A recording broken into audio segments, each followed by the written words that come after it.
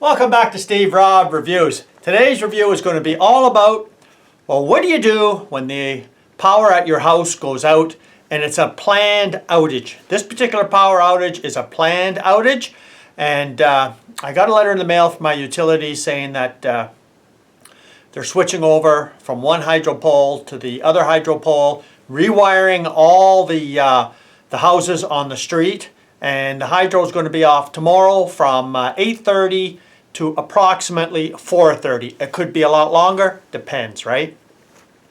I'll take you out and I'll show you a little bit of the stuff that's going on here. But so what do you do when the power goes out? Well, I'm going to upload this in the middle of the summer so that people get a better idea of what could happen. I mean, it doesn't have to be your utility planning an outage for 8 hours. It could be, you know, all these different corporations that have been hacked, and you know, you would not believe how many different you know, like corporations have been shut down because of hacking into even the power grid going down. So I mean, the last time I was involved in a large outage had to be like almost 20 years ago, I think. 6 days, no power. So I mean, yeah, that was during an ice storm, but you never know when you're going to get an ice storm, right? So I'm filming this in late winter. There's snow on the ground, and well, this particular utility company, it just keeps on working through all different neighborhoods. Middle of the winter, middle of the summer, just keep changing the hydro poles out because the hydro poles are too old and all the wires have to be changed and upgraded. So I'm going to show you exactly what I do. It's going to be a little bit of a rough overview, and it's an example just for people to think about, what do you do when the power goes out? Because a lot of people, they're not ready for nothing.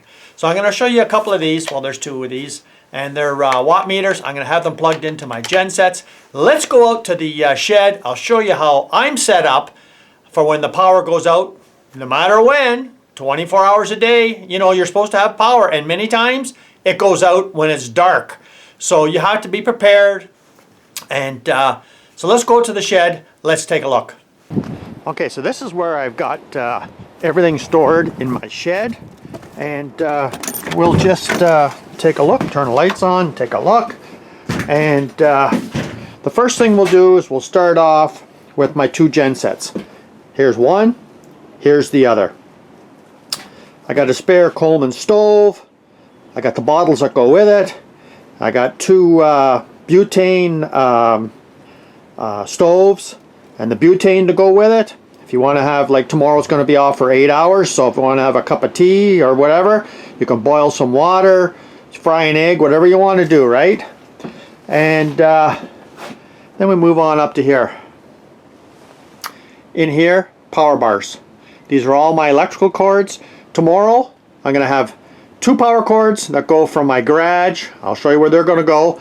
And they're going to have two extension cords in the basement, one to power the basement, one to power upstairs, and a third one just as a little bit of a bypass over to my entertainment system, so I can power that up. Your modem, I don't have to run any other cords for lighting and everything, but these are the two gen sets that I use, and it's going to power everything up. So let's go to the back of the house, and I'll show you how I'm going to power the house.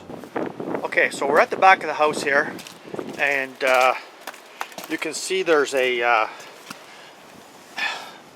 box on the back, and all this is a air conditioning box that you would use to disconnect, an air conditioning disconnect. I open it up, and inside here, if you just take a good look there, you can see that I have a piece of tape over this, and I just leave it there until I'm going to need it. And I gotta get a better shot there. There we go. Okay, so there's the two spots. So I'll have 1 and 2. So you can see how they're labeled there as well. And on the inside, they're labeled for the corresponding side, and it goes through the block wall and into the inside. So I'm powering everything with extension cords. I'm not going into my mains. I'll be completely independent of the power system, and I find this is the best way for me in my situation. So let's go out in the street and let's take a look and see what they got planned for tomorrow. Okay, so if you take a look right there out in my front lawn, you can see double telephone poles, and as we get up the pole here, you can see where they just strung a temporary wire over to the next pole for my neighbor. You see the two poles there? Now you see all them electrical wires that are going along? Well, they all go on the old pole. So tomorrow they have to replace the wire that goes into the house here, and they have to change over all the wires you see on the old pole to the new pole. And you can see the new pole is so much taller, and yeah, it's huge. These poles are huge, and they have to actually take down all the old wiring you're seeing there and put it on the new one. See how tall that pole is? So yeah, they have to have longer poles so they can attach all the wires first, then disconnect, and they spend most of their time just reconnecting to everybody's house. So let's go downstairs and see the setup I have. Okay, so there's the other side of the wall where you had the AC disconnect, where I put them two plugs in there. This is the other side, and all you've got here is just a couple of night lights. So if it is dark out when I'm powering up the system, well, it'll light up the whole laundry room here while I'm trying to plug in all the extension cords. So, you know, I'll just plug in my cords here. I'll take these out first. But as you see this cord dangling here, that's an extension cord, and it goes up along the ceiling, and it comes over to right here. Right? So that's the female end. This is the male end. So the way I have this wired is the junction box is powered, not here. The junction box is powered. It powers this 12 gauge cord that goes and powers the furnace. So all I do is disconnect it from here, plug it into here, and the extension cord goes all along the ceiling and plugs in to either line 1 or line 2. So let's go over to my little pantry room, and I'll show you what I'm going to power there. So everything's going to be extension cords. So I'm going to run one extension cord upstairs, and that's going to power a fridge and the entertainment system, and the other generator is going to power this small little pantry room. Let's take a look. Okay, so what we got here is a freezer and a fridge. So I have it all set up already. So all I have to do is unplug this and plug the power cord in here, and it will power the fridge and the freezer off of one generator. And the other generator is going to power the furnace, and I'll show you what else upstairs right now.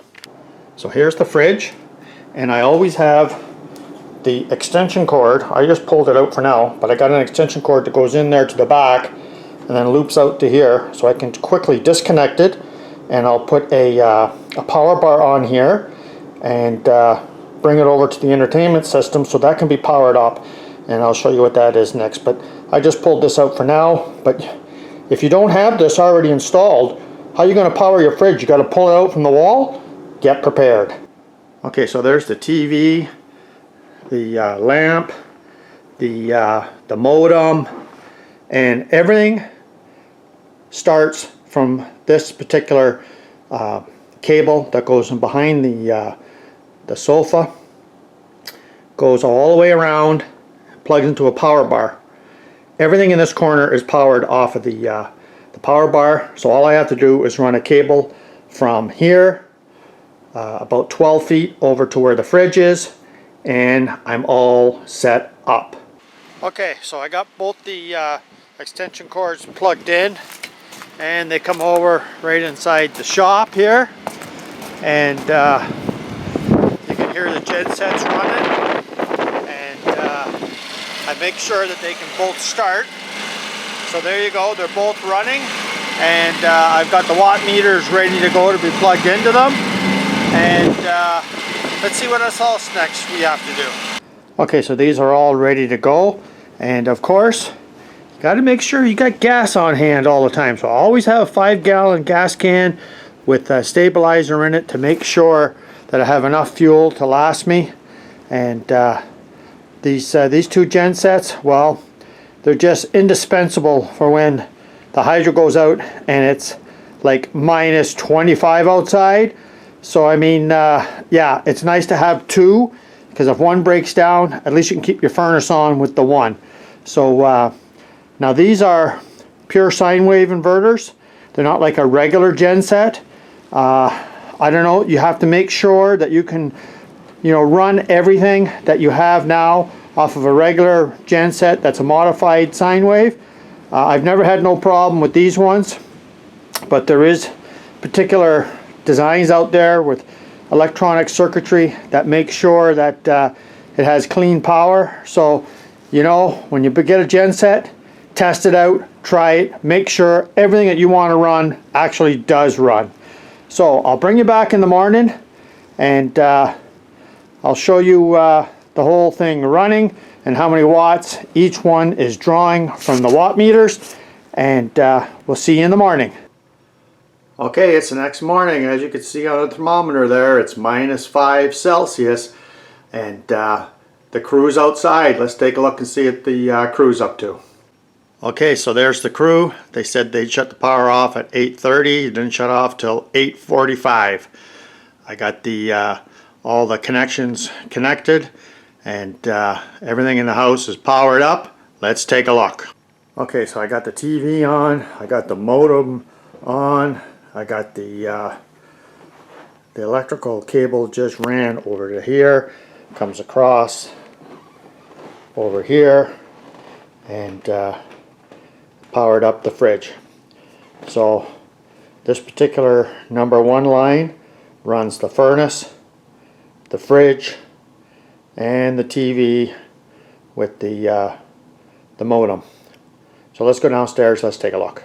Well, like usual, it's dark right down in the basement here, but as you can see, I've got the power cord powering up the freezer and the fridge. Let's go on to the laundry room. Okay, here we go. As you could hear, you hear the furnace on, and I got everything connected. And the only thing I did different is yesterday I put a little bit of a strain relief up on the ceiling here so the cords wouldn't hang down and cause strain on the connections here. So I got line 2, line 1, and the furnace, and everything is operational. So let's go to the shop and let's take a look at the generators and see what the wattage meter shows. Okay, so let's start off with the Honda. We're around 100 watts, and that's only for the TV and the modem. And you know, the furnace hasn't kicked on, and the fridge upstairs is obviously off.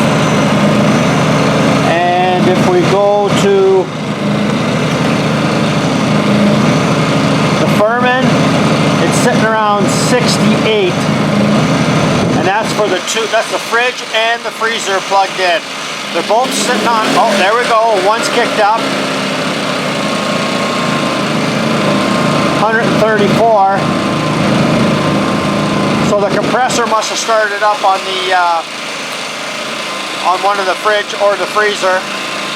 And on the Honda, we're still sitting there around just under 100.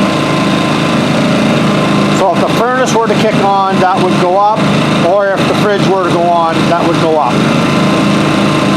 And these two units supply all the power I really need when there's a power outage. Okay, so I came out when I heard that the furnace turned on, and I just thought I'd show you the wattage for when the furnace kicks in. So around 470 watts running. I mean, when you've got your inverter generator and you're running it on equal idle, it only gives the amount of RPM required. It doesn't run at full tilt like most gen sets, so that's pretty good. I mean, I will get more than likely 7 hours or 8 hours easy on these gensets on 1 gallon. So let's just take a look at the other one here. And we're still just sitting right off of idle. And yeah, it's just puttering around there, just waiting for either the fridge or the freezer to turn on. And this one here will shut off and go down to about 100 watts, just running the TV and the modem. As soon as the furnace shuts off, well, this will drop down. So that gives you a little bit of an insight on what you can expect. And I have no problem running this line 1 or line 2, and I will get about 7 hours easy. Maximum 8 hours, but I would say about 7 hours with an average of 1/4 load, which is around 400 watts. Okay, so I thought I'd give you an update on the electrical hookup here, and as you could see, they stripped down all the old wires off of the old system, and now they're working their way down to get rid of all these wires.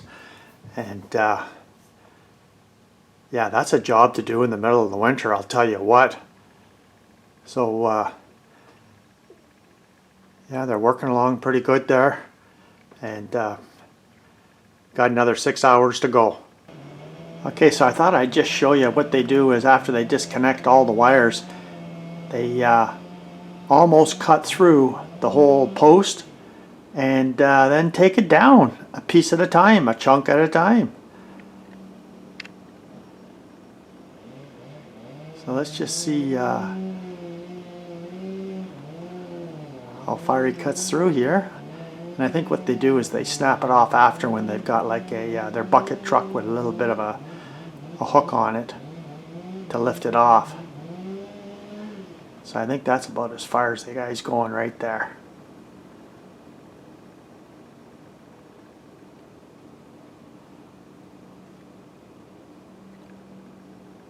There you go. He just manhandles her. Awesome. So now they can work on the rest. So if we just take a look down the street here, yeah, they're going from house to house and replacing the wire that goes from the service out to the pole. So that's pretty cool, eh? Okay, so let's see if we can turn the lights on. There we go. So the power just came on now, and it was a little over 6 hours. And the worst thing you could do is turn these gensets off right now. So there is a procedure on what you do when you want to start something up and when you want to shut it off. So let's do that right now. Well, just over 6.5 hours I had them gensets running, and it looks like there's about this much gas left in the bottom of each one. They take about 3.5 liters each, so a little bit less than a US gallon. But I would say the best practice is don't just turn them gensets off. When I start the generators up, what I do is I make sure that I'm plugging in something that has, say, a compressor like a fridge or a freezer. The good practice is when you unplug a fridge or a freezer, if it's running. If it's not running, just plug it in and you're good to go. But if it is already running, wait for about 10-15 minutes before you plug it back in again, just so it'll stabilize inside. That's a good practice to do. So turn the gensets off, not a good idea. So that's what I did, is I went around, I went down and I unplugged it, wait about 15 minutes, and then you can come outside and just turn the gensets off. And same with the furnace. Now with the furnace, I wait until it went through its cycle, it shut down, turned off, then I plugged it back in. But these are very cost-effective gensets, where if you were to go out there and get yourself like a big honking 7,000 watt, well, you'd be putting 5 gallons of gas in that for that time that we had it, you know, today. more than likely 5 gallons of gas for about 8 hours. You know, compared to these where, you know, you can run no problem. I've never had a problem running 8 hours, you know, when you're having like no more than an average of a quarter load. And so now that it's the summertime when you're watching this, it gives everybody the opportunity to understand what's involved in powering up your house. I give you some good ideas here. Now's the time to get at it because you know what? Winter's coming, you know, soon again, you know, and the idea of trying to accomplish this during the winter, well, it's not so easy. You know, like I mentioned before when I did videos on my gensets, is I've helped friends out that had generators, and all we could really do is open up a window, run a cord through, and then plug it up with some towels so it doesn't have a draft coming in. And then you have to get the power to your furnace. So how many of you, you know, if you have a gas furnace, how many of you, you know, could figure that out? I mean, a lot of people, well, they actually can't. But thanks for joining me here today. I hope you picked up something. And the difference between these two gensets is very little, except the Furman is about 1/4 the price of the Honda. But I'll tell you what, the Honda, it's a little underrated. Like I know I've peaked it up more than 2,000 watts, you know, momentarily when starting up, you know, something like a compressor, and it handles it. Where the Furman, it struggles. So I mean, you only really get what you pay for. So if I was suggesting to anybody which one, you know, genset, if you were going to buy one, it'd be the Honda, hands down. So thanks for joining me here today. If you haven't seen this channel before, you're welcome to subscribe and come back again and see some interesting things that I do every week. Cheers.